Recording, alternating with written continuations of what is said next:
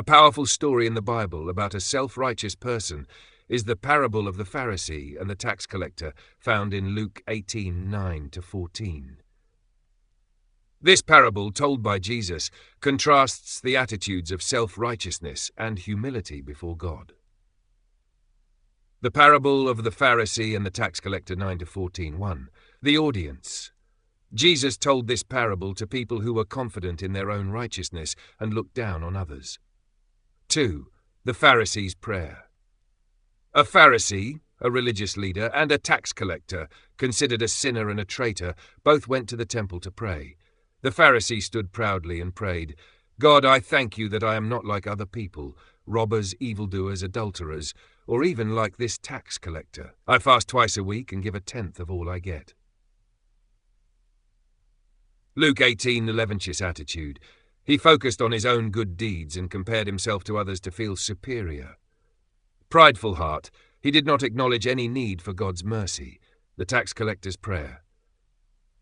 The tax collector stood at a distance, would not even look up to heaven, but beat his chest and prayed, "God, have mercy on me, a sinner."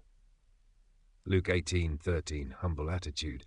He recognized his sin and asked for God's mercy. Repentant heart, he didn't rely on his own goodness, but on God's forgiveness. 4. Jesus' conclusion. Jesus said, "I tell you that this man, the tax collector, rather than the other, went home justified before God. For all those who exalt themselves will be humbled, and those who humble themselves will be exalted." Lessons from this story. 1.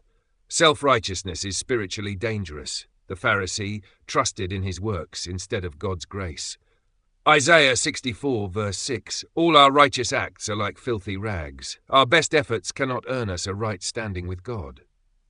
2. God values humility. James 4:6, "God opposes the proud but shows favor to the humble." True righteousness comes from humbling yourself before God and recognizing your need for His grace. 3. Justification comes by faith, not works. The tax collector was justified, made right with God, because he trusted in God's mercy, not his own goodness. Ephesians 2:8-9 NIV, "For it is by grace you have been saved through faith, and this is not from yourselves. It is the gift of God, not by works, so that no one can boast." Modern application. Avoid the trap of self-righteousness by remembering that everyone needs God's mercy. Approach God with a humble heart, knowing that His grace is what makes you right, not your performance. Be compassionate toward others rather than judgmental. Would you like to dive deeper into how to overcome self-righteousness, or explore another story?